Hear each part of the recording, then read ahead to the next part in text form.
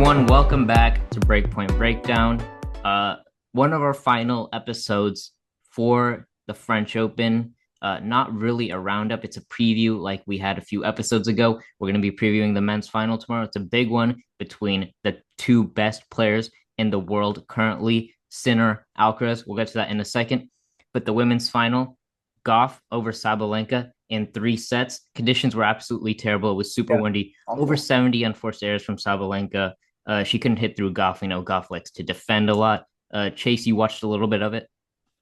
Yeah, it was a lot of so specifically Sabalenka's backhand errors. She had like 34 or something like that. It was unforced errors too. It wasn't like forced errors like Coco Gauff's playing out of her mind. No. It was a matter of Gauff just pushing Sabalenka for like 6 to 7 ball rallies and Sabalenka just ends up missing. Especially with their slice. Her backhand slice is honestly it's not there. Yeah. It's not where it has to be. On top of that as well, I feel like she was just trying to like, her forehand was there. Her forehand was fine, but it was mostly just her backhand that just wasn't there. Like it's too flat. Her backhand is way too flat to win Yeah. at Roland I Garros. think everything she hits is flat. Yeah, that's a big problem for me. I mean, that's why she missed as well with the wind conditions. You can only hit through wind so much. So I mean, it was bound for her to lose for sure. Yeah. Tough performance for her. People not happy about her comments. What did you see she said in her presser? Yeah, she said had Iga beaten me in the semifinal, like the semifinal I played before when she beat Iga in the third set. That's what she said. She said Iga would have beaten Coco Gauff today had she beat me in the semifinal. So I mean that's pretty crazy. It's not that crazy to say, to be honest. Knowing Swiatek's clay level, that's just like for press. That's terrible. That's terrible. Yeah, but like if you looked at the context and also you have to consider the heat of the moment as well. Yeah, I don't know. I think people are kind of blowing it out of proportion. people I are think definitely if you people. if you asked her that tomorrow, I think the response would be a little bit different. Yeah, 100%. It definitely would. I mean, yeah, I mean Sabalenka is a pretty emotional person, so yeah, it's Yeah, probably that is true. it's Yeah. heat of the moment. Yeah, for sure. Yeah. All right. I think that's all we have there. Congrats to Coco Gauff on her second Grand Slam title. Yeah. Let's move on to the preview for the men's final now. It's a big one. I think the entire tennis world is pumped for this Yeah. one. Sinner, Alcaraz, and Chase, we've been talking about this. They're both undefeated in slam finals.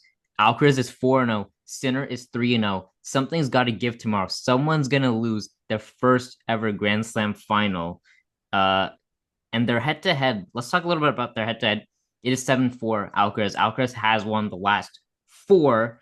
They had that meeting last year at the French in the semifinals. It was a 5-setter. Quality Franklin. wasn't really there. Both guys were physically in pain. Both of them. They were both cramping all over the place. Alcaraz just got over the finish line, 6-3 in the fifth. Chase, your thoughts? I mean, I think the pressure is going to get to Sinner mostly because he hasn't dropped a set yet. I feel like when he drops his first set, I feel like he's definitely going to feel more of like what it's like to actually have to like build up your gameplay like against a player like Carlos. I mean, Carlos is super versatile, super up and down. Like for me, I don't see him coming out of the gate winning the first set. To be honest, I see him winning the second, probably the second and like the third, and then probably losing the fourth, and then probably going to a fifth. So I feel like for Jannik, it'll be harder for him to keep the momentum that he has, especially in his service games. I mean, both of them have really good spot serving. So for me, it'll be a matter of like who can get over nerves earlier.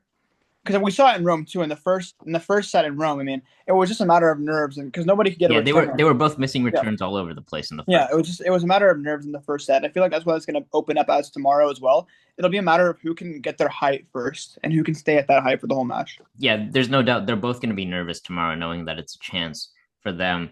Sinner's going to have to serve way better, though. We talked about it yesterday. Yeah. He only made 51% of his first serves against Djokovic. He's going to need to serve better. He's probably going to have to make, if Alcaraz is playing well, he's going to need to make about more than 70% of his first serves. Yeah, especially with Carlos's new return stance as well. I feel like he's going to be able to take advantage of second serves a lot, especially from center because he likes to kick his second. So, I mean, we'll see what happens. It'll be interesting for sure. Yeah, Alcaraz also he's gonna need to stay focused the entire time. He can't have those dips that we've seen. And Yeah, we talked about it yesterday. I think offline we said he doesn't have those dips against Sinner, or he didn't in Rome. And after Rome, he even said it was his best ever tactical performance.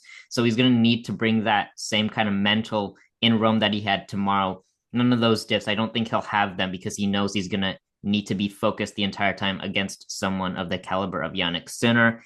Um, All right, let's talk about why Alcaraz has been trouble for Sinner in the past. He's able to mix up the heights and spins, right? No one else is able to do it. People, I think everyone tries to do that against Sinner, but unfortunately, they just don't That have that definitely. in their arsenal. Yeah, That's why it doesn't Alcaraz happen. is so special. He has every single shot in the book, and Yeah. sometimes he struggled. He struggled because he's had so much tools. When do I use them? And I think against Sinner, he's figured out how to use it. Yeah, no, especially I mean with the variability he has on his inside out forehand, like we see on clay, his drop shots, everything. I mean, specifically, I want to talk about his defensive forehand. I believe it's 76 miles per hour compared to the rest of the tour, which is 69. Yeah, I you think said that's that in our preview. Yeah, I yeah, remember. Yeah. yeah. I think that's huge to consider when because Jannik's putting everybody on defense. I mean, if Carlos can play with that forehand on defense and move around the court, get back into points. I mean, he's eventually going to be able to grind Sinner down too because physically he's the best player on tour. It's not even a competition. I mean, it'll be a matter of how much availability Carlos has within his whole game. Specifically on his backhand side as well. His backhand is slowly getting better to like a better level. And I feel like Sinner can't take advantage of that usually like he would against Alcaraz most of the time. So coming into this final, it'll be a matter of what level Alcaraz wants to play, not what level Sinner can plateau him at. I feel like Yeah, because and yeah, we saw it in Rome. I mean, in the second set after the nerves got over, it was like 6-1, 6-2, something yeah, like that. Alcaraz Yeah, went on fire in the second set. yeah. Yeah. I mean, yeah, it's just crazy. I mean, the level he can reach at his peak is higher than Jannik's, but Jannik's consistency is just too much. Like, just it's a linear line. It's Yeah, not yeah. a And you brought up the backhand too. He's changed the preparation on the backhand from last year. If you watch his backhand last year at the French and you compare it to this year, he's kind of lowered his preparation on it.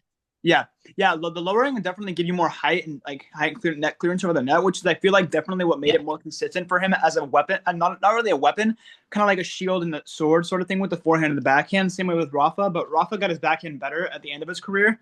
So I feel like with Alcaraz, it'll be the same thing. As he gets older, he'll eventually start using his backhand as more of a weapon and add more spin to it. More right now, I feel like it's a defensive shot. I don't think he can play consistent offense off of it, but I feel like against Jannik, he can keep a consistent backhand rally. Whereas when he takes to the forehand side, that's when the drop shot, everything comes in and makes everything really hard for Jannik to play against him. And especially the movement aspect too. I mean, Carlos can play like 2 or 3 feet off the baseline and still rally for his life with Jannik. I mean, it'll be really really good to see how their tactics come out, what offense they want to play. Yeah. So if if you remember in 2023, their head to head was 4-3 Sinner, and they played in Indian Wells, and Sinner destroyed him in the first set in the Yeah, semifinals I was last year, there. I 6-1. was Chase there live. Chase Yeah, was at that match. He was watching it. There was a little bit of a rain delay. Alcaraz was able to talk to his coach, and they figured out something new in that match. And that was using more topspin on that forehand instead of flattening it out through the court. And Sinner was a bit rattled by that. He didn't know what to do, and then physically kind of went away in that third set. But that's when Alcaraz learned what to do against Sinner, because he was really struggling with this head to head for a while against Sinner, and now he's leading at 7-4. And I want to read this tweet we have from our friend Vanch over on Twitter. Since Sinner won his first ATP 1000 in 2023 Toronto, we have seen 15 matches between the Sinner, Alcaraz, and Djokovic trio. Interesting triangle has emerged. Alcaraz has gone 4-1 versus Sinner. Sinner has gone 4-1 versus Djokovic, and Djokovic has gone 4-1 versus Alcaraz.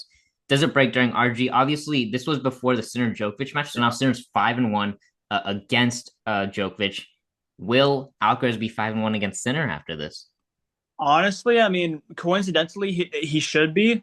I mean, I feel like with the level he's played the entirety of Roland Garros, and I'm a firm believer in superstition. So I mean, that honestly could be the reality that we face. But I mean, yeah, man, it'll be really interesting to see. Like I said before, what tactics they come out with. I mean, the different levels they have in their game. We saw Sinner's new return stance. We're talking about Alcaraz's new serve stance as well, new backhand. I mean, things are heightening, and they're going to get to a point. I feel like at Wimbledon too, when we see that in the future, they're going to probably have a matchup in the final as well if Sinner can get through Djokovic or whoever is on his side of the bracket. So I mean, yeah, dude, this final is going to be very very good. I'm very pumped up for it. Like I'm going to be up tomorrow morning. Like I'm going to be ready. Yeah, I'm be for ready. us here in the West Coast, in the US, it starts at 6 a.m. So we got to get up early for that. Yeah, But we will yeah, be up for that because it's an yeah, exciting final.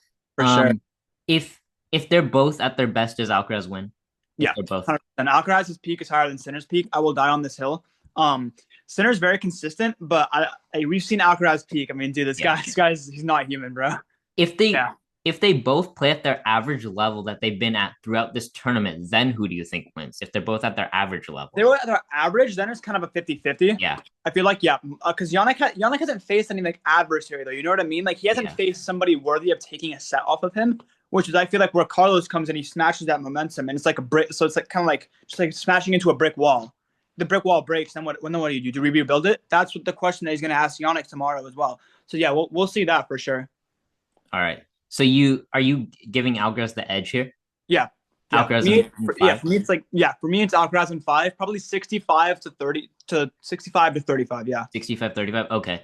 So in our preview, I said Alcaraz in 4 a couple weeks ago, but that was kind of right after the Rome final, and Sinner wasn't great in that. But throughout this tournament, Sinner's shown his level, and so I think it's going to go 5 now. I'm changing it to 5 sets. Still going to go with Alcaraz in 5. And here's what I think is going to make the difference, actually. The physical aspect. I trust Alcaraz's physicality more than Sinner. Yeah. If it goes 5, I like Alcaraz more. Chase, guess this is a crazy stat that I don't think gets talked about enough. Sinner has yet to win a match that goes above 4 hours. He hasn't. Yeah, I believe he's like 0-5 or 0-6 in matches that go above 4 hours. That's something we got to consider. Yeah. Especially for Alcaraz, that's the best physicality on tour. I mean, if you bring a guy like him to like 4-hour, 5-hour matches, he's gonna grind it out. He can grind that out. I mean, especially, dude, like, how long was this Zverev final in 2024? Like 4 hours, something. It was probably close to 4 hours. Yeah. Yeah, I mean, Alcaraz can go even longer than that. I mean, his body wasn't tired at the end of that match. He can. Yeah, and he's go for it. I think he's 12-1 in 5 setters, Alcaraz, or 13-1 in 5 setters. One of the most clutch players you've ever seen in the open era. So yeah, I mean, dude, honestly, like I think if it goes above 4 hours, which it honestly might with the rallies and the plays that they have. I mean, if it goes 5 sets, you expect this matchup to go at least 4 hours if it goes 5 sets. Yeah, so I have Alcaraz winning in 5 for sure. I mean, there's not a world that I see him losing in a 5-setter in, to be honest with you. Yeah. Honestly, I know Alcaraz didn't have all those ups and downs in Rome, but I think being this best of 5, I think he is going to have some of those ups and downs. 100%, I don't think he's going to be focused, which is why I think Sinner's going to be able to take advantage. But I think at the times he is going to be focused, he's going to be able to get those sets. I think it's going to go 5, and ultimately, I'm bringing it down to Alcaraz's physicality. And I know Sinner's bulked up in the past, in the 3 months that he was out, but I still haven't seen it yet from Sinner. So we've seen it from Alcaraz before, multiple times. So I just trust his physicality a little bit more, which is why I'm going to give him the edge in 5.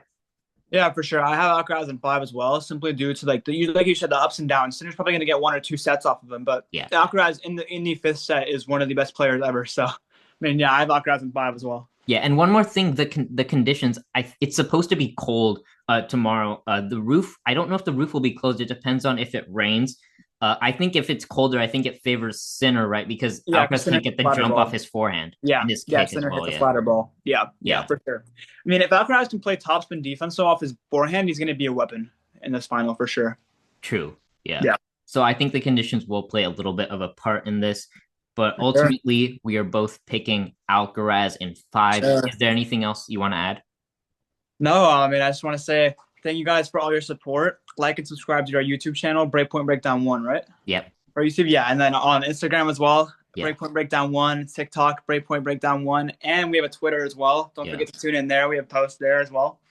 Again, thank you guys all for your support. We love doing this. We love doing this for the fans and for ourselves as well. We're huge tennis fans. So thank you guys so much. And we'll be back tomorrow to break down this final. Yeah, we'll be back tomorrow to break down the final. Yeah. All right. See you guys in the next one. Thank you so much.